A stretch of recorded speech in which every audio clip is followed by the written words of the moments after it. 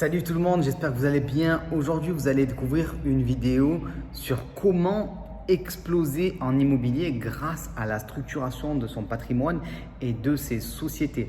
Il y a eu énormément de changements dans le LMNP, dans le LMP et dans beaucoup de cadres fiscaux d'une manière générale. Et aujourd'hui, il est nécessaire de se structurer pour se développer. La vidéo que vous allez voir, normalement, elle est réservée aux personnes qui reçoivent mes emails.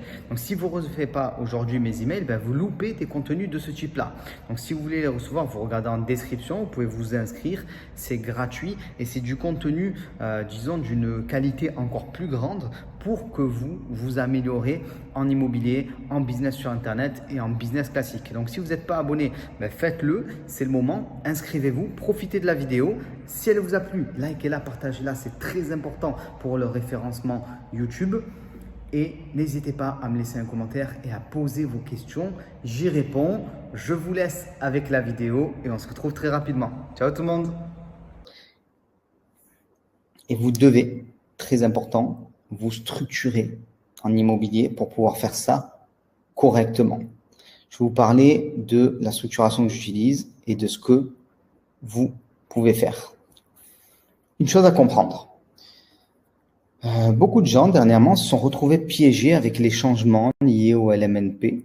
Ils sont passés de LMNP à LMP, voilà, sans même le savoir, malheureusement, parfois. Ils ont une stratégie qui est très figée, qui est assez peu évolutive. Alors, bien sûr, on peut la déconstruire ensemble. Si aujourd'hui, vous avez des biens LMNP et que vous pensez que vous êtes en train de passer en LMP, on peut restructurer tout votre patrimoine, c'est pas un problème. Mais ça aurait été mieux de mettre en place dès le début une stratégie qui est évolutive. Voilà. Il faut comprendre une chose. Il a été décidé, entre guillemets, que les particuliers investisseurs n'allaient pas dépasser certains seuils.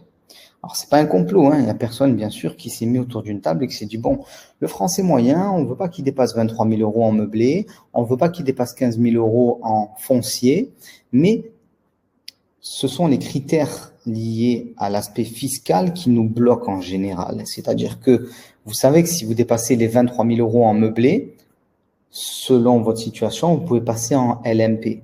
Vous savez que si vous dépassez les 15 000 euros par an, alors 23 000 euros c'est par an et 15 000 euros c'est par an aussi. En foncier, vous ne pouvez plus faire du microfoncier, donc vous allez faire du réel. Vous savez aussi peut-être, et ça je vous pose la question, dites-moi au niveau du chat, que si vous avez une tranche marginale d'imposition qui approche les 30%, vous allez vous faire dépouiller. Pourquoi? Parce que 30% plus la CSG-CRDS à 17,2, ça fait du 47,2. Donc, une TMI, une tranche marginale d'imposition à 30%, c'est quoi? C'est quand on gagne plus de 2 000 euros par mois. Ça arrive très, très vite. Alors, vous dites peut-être, ouais, mais je gagne pas 2 000 euros par mois, je suis pas encore concerné. Mais même si vous gagnez 1 500 euros aujourd'hui et que vous faites des investissements immobiliers, très rapidement, vous allez aller à 2 000 euros. Et quand on se met à toucher à l'immobilier, les 2 000 euros, on les dépasse rapidement. Donc, la structure, on va dire, de la tranche marginale d'imposition et de ce qui existe au niveau de l'imposition du meublé, au niveau de l'imposition du foncier, vous limite si vous n'êtes pas structuré. Voilà. C'est vraiment la loi, entre guillemets, qui vous limite. Et nous, on doit s'adapter. Est-ce que vous êtes conscient de ça? Je regarde au niveau des commentaires. Est-ce que vous êtes conscient que, de par la simple structure fiscale, si vous n'utilisez pas les bons schémas, vous allez être bloqué en fait parce que vos investissements ne vont plus être rentables parce que vous allez vous faire un petit peu dépouiller. Alors Adrien qui dit on a l'amortissement en LMNP. En LMP, effectivement. Mais l'amortissement, tu l'as aussi en SCI LIS, voilà, par exemple. Et l'amortissement, c'est pas non plus la panacée. Ça vient faire diminuer ta base fiscale, mais ce n'est pas non plus la panacée, malheureusement. Je lis un petit peu vos commentaires. Hamza qui dit il est cadre avec une imposition à 30%. Effectivement. Et j'ai envie de dire, malheureusement, il n'y a pas besoin d'être cadre pour avoir 30%. Il suffit de gagner plus de 2 000 euros par mois. Voilà, vous passez à 30%. Donc, ça va très, très vite. Donc, pour ça, il faut mettre en place une stratégie immobilière et juridique et fiscale qui est adaptée. Particulièrement important. Donc, je continue. Je vais vous montrer un petit peu ça. Je vais vous montrer ce que j'ai fait. Je vais vous montrer ce qu'il est possible de faire aussi. Et après, on va parler de vos situations personnelles. Donc, l'objectif, c'est d'être ici, là. Vous voyez, 0%? Voilà. Vous devriez être ici. C'est un peu comme dans la carte où il y a écrit « vous êtes ici ». Bon, ben, la plupart des gens, ils sont ici, quoi. Hein. C'est-à-dire qu'ils vont avoir une imposition qui fait que exploser. Et ben, nous, on doit être là, autant que possible. Se rapprocher de 0 le plus possible parce que ça fait une sacrée différence. Alors, je vous montre ma structuration actuelle. Chaque structuration est différente. La mienne et la vôtre ne sera pas pareille. La vôtre et celle de votre voisin, parce qu'il a 2 enfants et qu'il est divorcé, par exemple, ne sera pas la même, et ainsi de suite. Donc, il faut être capable de comprendre pour pouvoir s'adapter. Ça, c'est particulièrement important. Donc, je vais vous parler de ma structuration, et après, on va parler un petit peu du reste. Donc, le vous, là, c'est moi, en fait, en l'occurrence. Donc, aujourd'hui, bah, vous le savez, j'ai une société ici à Maurice, très bien. J'ai du bien immobilier en nom propre. Alors, j'ai un seul bien immobilier en nom propre aujourd'hui. Avant, j'en avais beaucoup. J'avais des garages, j'avais des appartements. Et j'ai décidé de tout basculer dans des sociétés. Sauf un garage que j'ai oublié, en fait. Je l'ai zappé. Et du coup, je l'ai gardé. Je l'ai encore en nom propre. Je fais du stockage avec en France, mais il n'est pas exploité. Voilà. Vous pourriez avoir une résidence principale. Moi, j'ai eu pendant un certain temps une résidence principale, mais très peu de temps. Ceux qui ont eu Adieu Patron le savent. Et je détiens en France une holding qui détient d'autres sociétés. Alors, des sociétés pour faire de l'achat-revente. Donc, j'achète, je rénove ou pas d'ailleurs. Ça peut être du trading immobilier. Acheter, revendre tout de suite, en très peu de temps. Ou acheter, rénover, revendre. Une SCI pour détenir des biens immobiliers tout seul, sans associé. Donc, il y a une méthode pour avoir une SCI seule. Même plusieurs SCI en fait en l'occurrence, hein, j'en ai pas qu'une, mais bref. Détention de biens immobiliers, vous le voyez ici, avec des associés et une société commerciale autre. Donc ça, c'est ma structure à moi. Mais vous n'avez pas forcément les mêmes intérêts, vous n'êtes pas forcément expatrié, ainsi de suite. Donc c'est pour ça qu'il est important de comprendre un petit peu comment se structurer, déjà pour pouvoir choisir la meilleure solution pour vous tout de suite, et pour pouvoir au fur et à mesure du temps qui passe et l'évolution de vos revenus, de vos biens immobiliers, peut-être de vos changements dans votre vie, vous allez vous marier, vous allez avoir des enfants, vous allez changer de pays, je ne sais quoi, comprendre tout ça. Parce qu'il y a plusieurs profils. Le profil 1, c'est le plus classique, c'est vous et vous avez des biens immobiliers en nom propre, souvent en LMNP, en LMP. Ça peut être aussi du foncier classique et peut-être une résidence principale. Ça, c'est le profil numéro 1. C'est le profil qui se fait massacrer. Voilà. Très souvent, c'est le profil classique. Alors attention, je ne dis pas que commencer avec du LMNP, ce n'est pas bien. C'est souvent bien de commencer avec du LMNP, mais ça dépend de votre imposition actuelle. C'est pour ça qu'on ne peut pas donner une réponse sans étudier la situation de chacun. Et c'est pour ça que vous-même, vous ne pouvez pas choisir sans comprendre le cadre qui va autour des investissements immobiliers. C'est très important, sinon on fait n'importe quoi. Et souvent, on me dit en commentaire, Romain, qu'est-ce que tu penses de ci ou ça? Et je réponds, mais il faut que j'étudie un peu ta situation. Je n'ai pas d'éléments. Je ne sais pas combien tu gagnes, je ne sais pas quelle est ta composition familiale, je ne sais pas combien tu as de biens immobiliers, et ainsi de suite. Je ne sais pas quels sont tes projets. Donc, il y a beaucoup de choses à voir. Et ça, vous êtes les seuls à le savoir. Très important. Et je dis toujours, j'ai fait une vidéo sur ça d'ailleurs, et elle n'a pas très bien marché. Il y a moins de gens qui l'ont vue. C'est marrant. Pourtant, je trouve qu'elle est très importante. Elle s'appelait « Les conseilleurs ne sont pas les payeurs ». Je dis toujours qu'en dernier recours, c'est très important. En dernier recours, nous sommes les seules personnes à soit encaisser l'argent ou à encaisser les pertes.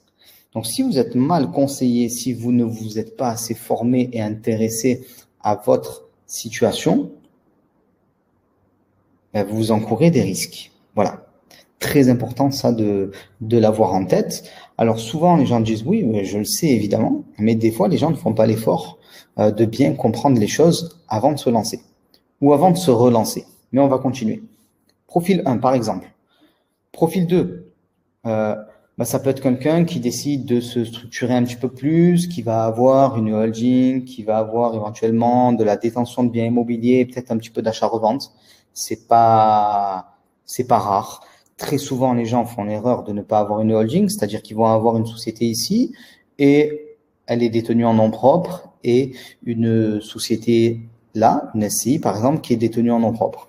Le problème, c'est que s'ils font des gros bénéfices dans leur société d'achat-revente et qu'ils veulent réinvestir pour acheter des biens immobiliers en cash, par exemple, dans leur société pour détenir des biens immobiliers, donc comme celle-là, ils vont payer soit une flat tax, soit du salaire, et ils vont se faire dépouiller. Voilà. Donc ça, c'est un autre profil, par exemple.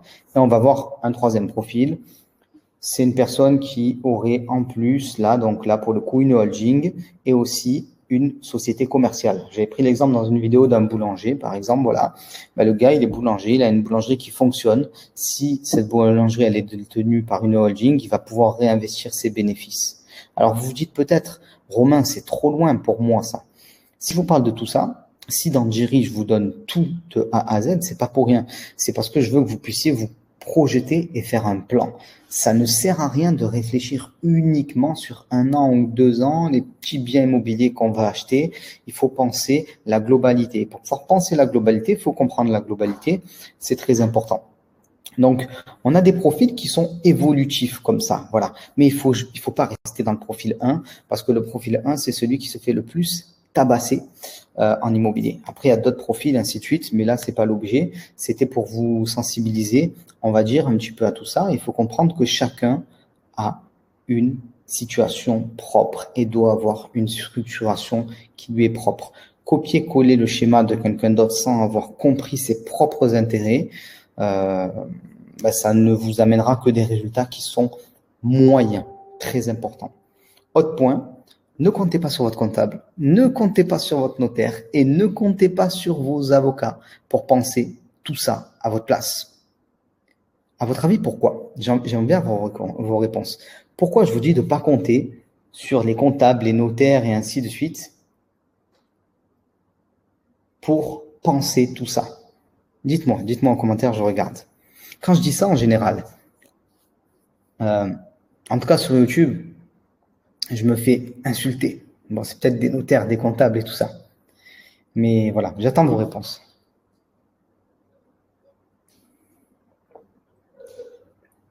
Louis qui dit parce qu'ils savent pas. Gauthier qui dit chacun a sa propre intérêt. Judy Kael qui dit ce sont des voleurs parce qu'ils n'ont rien à foutre de nous. Ils ne connaissent pas nos projets parce qu'ils n'ont jamais investi. Ils ont une vision limitée. Ils sont malhonnêtes et incompétents, ça chauffe. Ils vont penser seulement à leur argent. Alors là, ça vide les commentaires. Ils vendent des prestations, mais pas nos intérêts. Ils n'ont pas les connaissances. Alors, bon, mis à part le côté voleur et compagnie, c'est un petit peu un mélange de tout ça. C'est-à-dire que eux, ils ont un temps limité pour gagner un revenu maximum, quoi. Voilà. Donc, un notaire, il doit passer un certain temps par acte pour que ça soit rentable. S'il a 3 collaborateurs qui travaillent chacun 15 heures sur le dossier, c'est pas rentable. Un comptable, c'est pareil, ainsi de suite. Et très souvent, de toute façon, ils ne vont pas avoir votre vision. Voilà. Donc, même si vous leur donnez des éléments, ils ne vont pas pouvoir, la plupart du temps, en peu de temps, penser la situation. Et comme je l'ai dit en début de webconférence, mon comptable me dit souvent, mais monsieur Caillé, vous êtes un des rares investisseurs que je connais et qui a du positif, quoi. Donc, votre problème à vous, c'est de gérer l'argent en trop. C'est pas de faire du déficit foncier. Voilà. Moi, je fais pas de déficit foncier. Déficit, j'aime pas ça, de toute façon. Donc ça, il faut le comprendre. C'est très, très important. Vous êtes responsable de vos propres intérêts. Alors, au début, c'est un peu chiant parce qu'on se dit, merde, je vais pas pouvoir tout confier à quelqu'un. Moi, ce que je dis souvent, c'est qu'il faut avoir 50% de la réponse à la question qu'on pose. Aurélie qui dit, si je ne sais pas trop, qui peut nous conseiller? Ben, c'est ça la réponse. Dans un premier temps, tu vas te former pour avoir une bonne partie des réponses et puis tu vas faire entrer des professionnels. Par exemple, quand on commence à faire de l'immobilier sérieusement, ben, faut prendre un comptable, ça fait partie du jeu. Mais tu auras les compétences et ça, on va en parler plus tard. Mais si tu n'as pas les compétences, ton comptable, il va te balader. C'est pas qu'il est malhonnête, mais c'est qu'il peut faire une erreur et il va te balader. C'est parce qu'il n'a pas forcément le temps de traiter ton dossier correctement. Tous ceux qui ont une entreprise et qui ont déjà un peu des biens immobiliers savent comment ça se passe. Les comptables sont débordés. Tous. Pourquoi? Parce qu'ils ont une activité par pic. C'est-à-dire qu'il y a des moments, à la fin de l'année, par exemple, voilà, il faut finir des bilans, tout ça. De toute façon, les bilans, ils ne les finissent jamais à la fin de l'année, de toute façon, hein. Vous le savez si vous avez une société. Et du coup, ils sont débordés. Et il y a des moments où c'est beaucoup plus creux. Du coup, ils ne peuvent pas se permettre d'avoir 10 collaborateurs, par exemple, quand il n'y a rien à faire. Mais par exemple, quand il y a des gros pics, du coup, ils sont perdus. Voilà, c'est comme ça, malheureusement. Donc, c'est nous qui sommes les responsables. Ça, c'est particulièrement important.